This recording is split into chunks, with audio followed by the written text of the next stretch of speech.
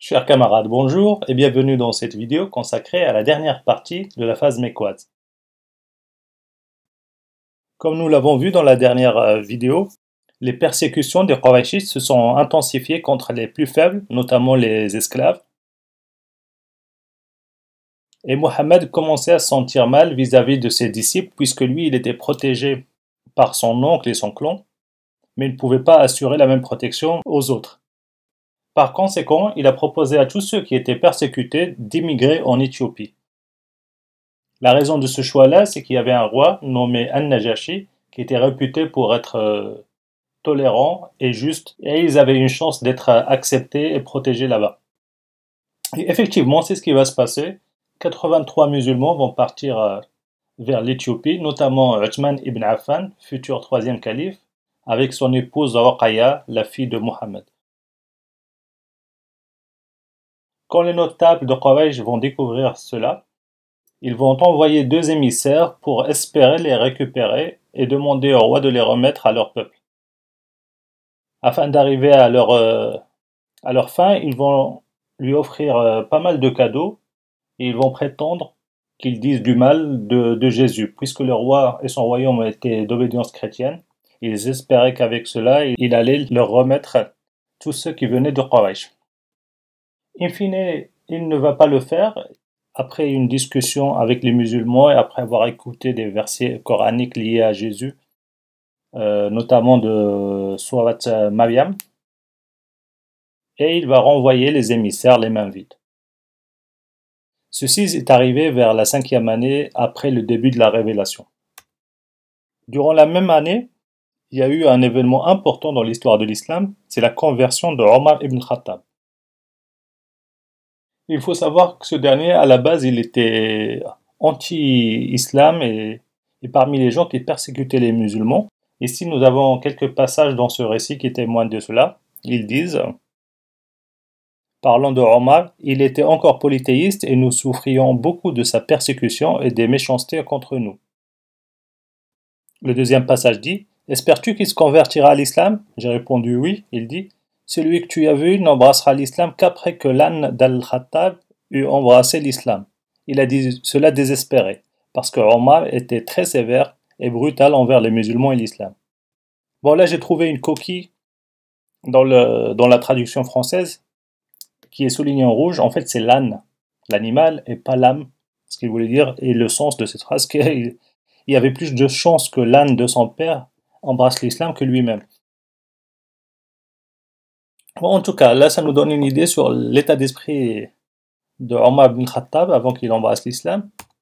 Et d'ailleurs, sa conversion, elle est un peu particulière, puisque à la base, il voulait plutôt aller tuer Mohammed. Je vous lis le passage. Nu'ayman ibn Abdallah rencontra en chemin Omar, alors il lui dit, où vas-tu, Omar? Omar répondit, je vais voir Mohammed, cet apostat qui a mis la discorde parmi les Quraysh, traita d'insensés leurs croyances, critiqua leur religion, insulta leur Dieu, je veux le tuer. Nu'aym lui dit,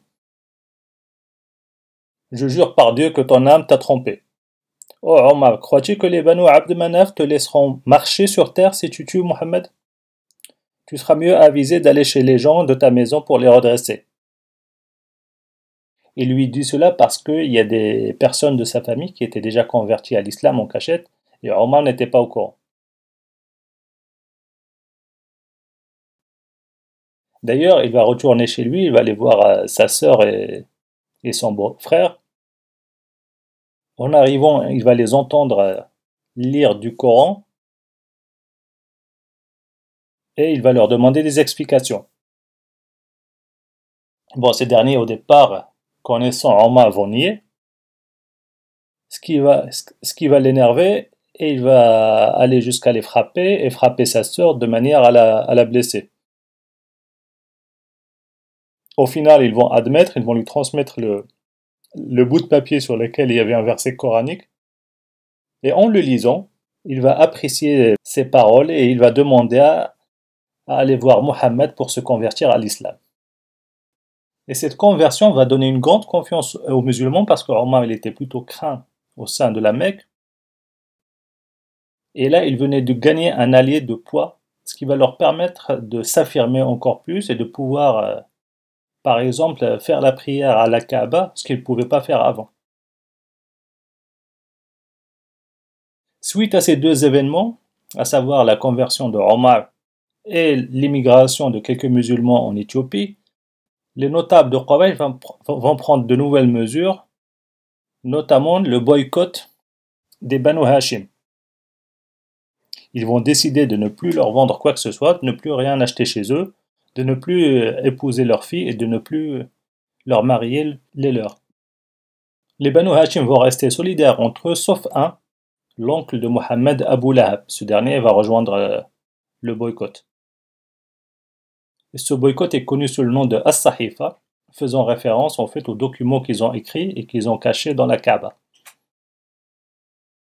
Ce boycott va durer entre 2 et 3 ans, il va bien asphyxier les Banu Hashim, mais malgré cela, certaines personnes ont continué à les aider en cachette, notamment un certain Hisham ibn Amr, qui est un cousin éloigné, et ce dernier, au bout d'un moment, sa conscience va le pousser en fait à commencer à organiser une rébellion contre ce boycott.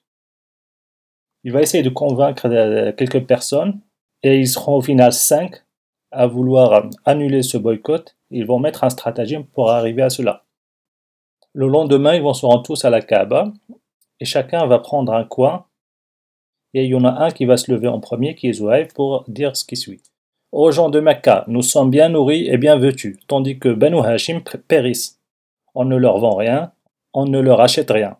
Je jure par Dieu que je ne m'assierai pas avant que ce document injuste et inéquitable ne soit supprimé. En entendant cela, Abul Hakam, ou Abul Jal, va se lever pour le contredire et affirmer le boycott qui était convenu. Sauf que les autres personnes vont se lever à tour de rôle, un après l'autre, et affirmer aussi le point de vue de Zuhair, à savoir que le boycott est injuste et il faudra l'annuler. Et cette dynamique-là va donner le sentiment qu'il y a un consensus général au sein de la communauté. Mais Abul Hakam n'est pas dupe, il va leur dire qu'il y a un complot pour faire capoter le boycott. Et entre-temps, Abu Talib va arriver et va leur proposer un deal. Il leur dit, mon neveu m'affirme que le document que vous avez rédigé a été dévoré par un ver, il n'y a plus rien dedans sauf le nom de Dieu. Ce que je vous propose, après vérification, si on trouve que le document est effectivement dévoré dans son intégralité sauf le nom de Dieu, on annule le boycott. Si ce n'est pas le cas, je vous livre Mohammed et vous en faites ce que vous voulez. Du coup, les Qurayshites ont vu ça comme une aubaine, sachant que Mohammed n'a jamais vu le document, ils étaient sûrs et certains que c'était l'occasion de se débarrasser de lui. Sauf que malheureusement pour eux, après vérification, il s'avère qu'effectivement le document était bien abîmé, il n'y avait plus les noms des gens participant au boycott, et par conséquent, le boycott a été annulé. Un autre événement majeur qui aura lieu durant cette période-là, c'est le fameux voyage nocturne et l'ascension au ciel, connu sous le nom Al-Isra ou Al-Mi'raj. C'est la fameuse histoire qui raconte que Jibril est venu à Mohammed avec un âne volant. Il l'aurait transporté de la Mecque à Jérusalem, un aller-retour dans la même nuit. Et entre-temps, il serait monté au ciel et discuté avec d'autres prophètes. Bon, je vous épargne les détails de cette histoire fantaisiste. Par contre, il y a 2 points intéressants. Le premier, c'est qu'elle était contre-productive. Puisque le lendemain, il a raconté son expérience aux Mécois, notamment les musulmans, et beaucoup ne l'ont pas cru, et en plus, ils ont apostasié. Et ils sont partis demander des explications à son meilleur ami Abu Bakr, et ce dernier va commencer par nier, en prétendant que c'était des purs mensonges. Mais lorsque Mohammed va lui confirmer le récit, Abu Bakr va changer d'avis et il va se mettre du côté de son prophète et ainsi faire preuve d'une grande loyauté à son égard. Donc ça nous donne une idée sur le type de relation entre Abu Bakr et Mohammed. Et avec cela, on arrive à la 10e année après le début de la révélation. Durant cette 10e année, Abu Talib va tomber gravement malade et il sera proche de la fin. Les notables de Quraysh voyant cela, ils vont tenter une dernière fois de demander l'intermédiation d'Abu Talib pour convaincre Mohammed de trouver, on va dire, un arrangement à leurs différends. Je vous lis le récit de Ibn Ishaq à ce sujet. Ô Abu Talib, ton rang parmi nous est ce que tu connais. Il t'arrive ce que tu vois, nous craignons pour toi. Tu sais ce qu'il y a entre nous et ton neveu. Appelle-le, dresse un compromis entre nous et lui ainsi conçu. Qu'il nous laisse tranquille et que nous le laissions tranquille, qu'il nous laisse avec notre religion et que nous le laissions avec sa religion. Abu Talib appela l'envoyé d'Allah qui vint chez lui. Abu Talib lui dit: Ô mon neveu, voici les nobles de notre peuple, ils se sont réunis pour toi, afin de te donner et de prendre de toi. L'envoyé d'Allah dit: Bien, vous me donnerez un seul mot, grâce auquel vous posséderez les Arabes, et par lequel les non-arabes, al-Ajam, vous seront soumis. Alors Abu Jahl dit: Oui, par ton père, et même 10 mots. L'envoyé d'Allah dit: Vous direz: Il n'y a de Dieu qu'Allah, et vous renoncerez à ce que vous adorez en dehors de lui. Ils battirent des mains et dirent: Ô Muhammad, tu veux faire de tous les dieux un seul Dieu? Ton affaire est tout à fait étrange. Bon, je m'arrête là. Ce récit nous donne l'état d'esprit des deux parties, à savoir les notables de Quraysh et Mohammed. Tout d'abord, on voit que les notables de Quraysh n'ont aucun problème avec l'idée de croire à un autre Dieu que le leur. Il lui propose un deal plutôt honnête, que chacun suive son Dieu et laisse les autres tranquilles. Sauf que Mohammed n'a pas cette vision des choses. Tout d'abord, il parle de posséder les Arabes et soumission des non-Arabes. Donc là, on est dans une logique de soumission, de domination politique, et aucunement dans une dynamique spirituelle. Donc la conception première de l'islam de Mohammed est une domination politique. Et d'ailleurs, leur réaction, elle montre bien cela, puisqu'il dit: Tu veux faire de tous les dieux un seul Dieu? Ton histoire, elle est étrange. Pour eux, c'était tout à fait normal qu'il y ait plusieurs dieux et des gens pris des dieux différents. D'ailleurs, la société mécoise était déjà multiconfessionnelle. Il y avait plusieurs obédiences. Or, Mohammed, il avait une vision dictatoriale des choses, il voulait imposer son Dieu à tout le monde. Et évidemment, leur demande a été rejetée, elle n'a abouti à rien.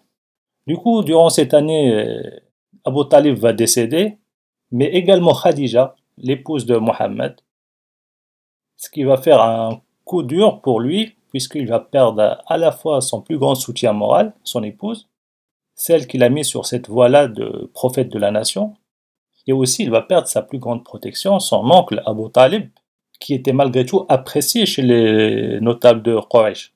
Ces deux décès vont marquer la fin de la phase mécoise de l'islam, et ça sera le point de départ d'une nouvelle phase, durant laquelle Mohammed va commencer à chercher des alliances à l'extérieur de sa tribu. C'est cette dynamique qui va s'installer par la suite, qui va donner une toute autre dimension à l'islam et va lui permettre de devenir expansionniste et de traverser les siècles pour arriver jusqu'à nous aujourd'hui. Et c'est ce que nous allons voir dans les prochaines vidéos. Sur ce, je vous dis portez-vous bien et à bientôt.